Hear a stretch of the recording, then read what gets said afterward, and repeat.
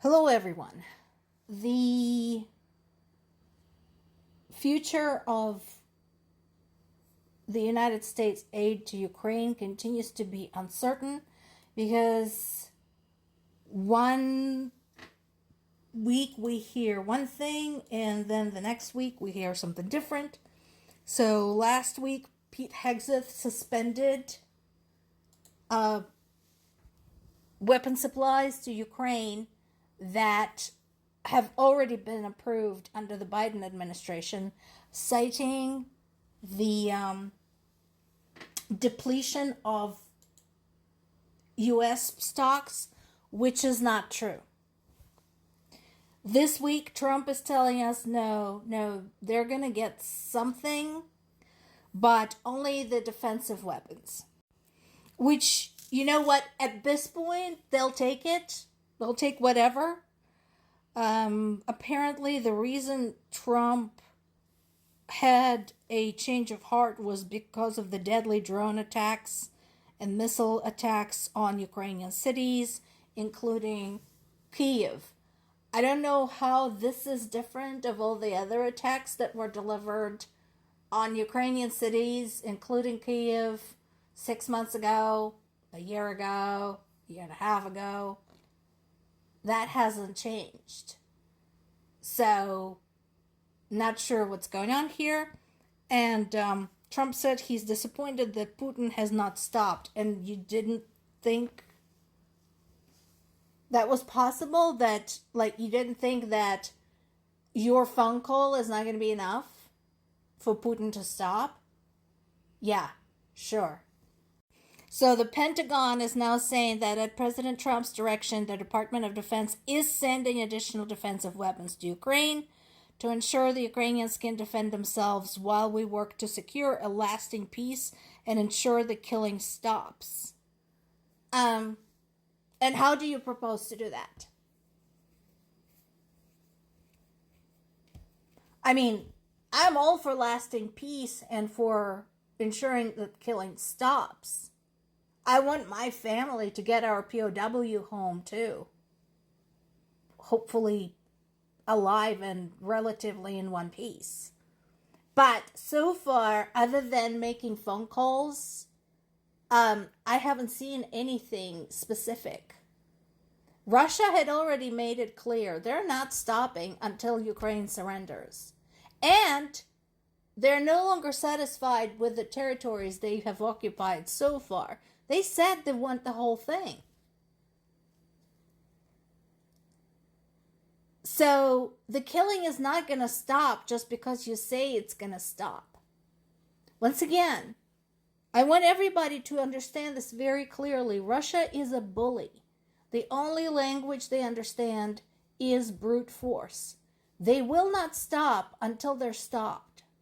So far, Ukraine just has enough ability to keep the front line stable. So Russia is kind of creeping forward and then backwards and then forward very slowly. But, Ukraine had succeeded at stopping Russia, but they cannot turn them back. Is this a satisfactory situation for everybody? That just as long as Ukraine is holding the line, it's okay to be sacrificing Ukrainian territories, Ukrainian integrity, Ukrainian lives? Is that okay with everybody? So the UK had imposed sanctions on 2 Russian individuals and 1 Russian company for the transfer and use of chemical weapons in Ukraine. That has been the case for quite some time now. So that is a concern, but again, nothing other than sanctions is being done about this. Russia has been using multiple types of prohibited weapons, such as chemical weapons, the cluster munitions in Ukraine, and so on. Extensive use of landmines, which is why Ukraine had to back out of the landmine agreement, because they were at a disadvantage. They had to be able to use those as well. So again, the problem is with chemical and biological weapons is proximity. While explosives have a limited effect in terms of the location. It's usually, in the immediate proximity. Chemical and biological fallout tends to drift. And if Russia continues firing projectiles close to the border on the other side, on the western side of Ukraine, that once again puts other countries at risk. We're talking about Moldova, we're talking about Poland, we're talking about Romania. And again, what does it have to do? What does it have to take for everybody to pitch in and not just stop Russia, but put them back where they belong? Because honestly, at this point, I don't think anybody minds if Russia sits there and is being asshole within the limits of their own country, as long as that's where they stay. But they refuse. They're not content to have miserable lives. They want to make everybody else miserable too. There was another massive strike on Kharkiv. We talked about Kharkiv. Apartment buildings, a kindergarten, and the regional draft office were damaged. As the result, at least one person was killed and 71 were wounded.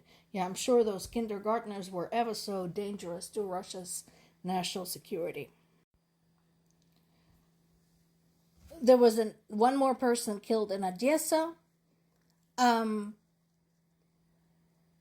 There were 2 military recruitment centers struck, which, again, Ukraine do better. Either hide those better or, put them underground or whatever, because those are legitimate military target. There were also strikes in the densely populated areas, in addition to Kharkiv, in my hometown of Zaporizhia. And a dozen civilians were wounded.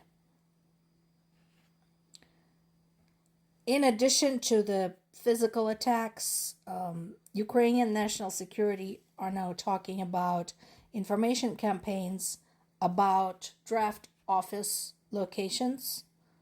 So they're trying to undermine Ukraine's ability to recruit new soldiers.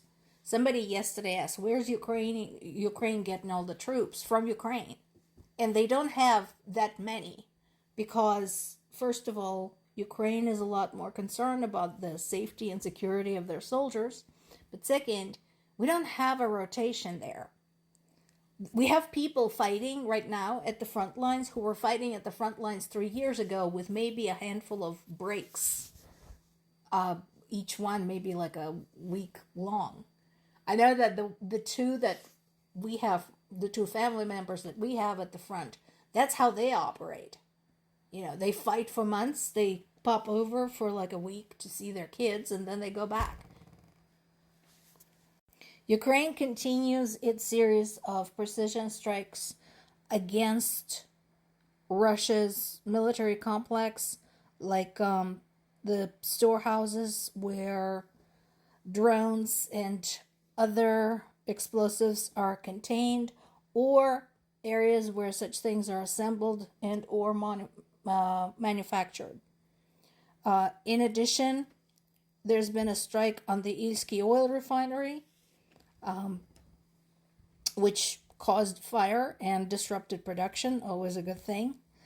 And Russia had just sentenced yet another high-ranking official, the former deputy chief of the Russian Army's general staff, to 17 years in prison over a corruption scheme. That's Russia for you. Their officials are either corrupt or they dared to resist Putin and ended up falling out of the window.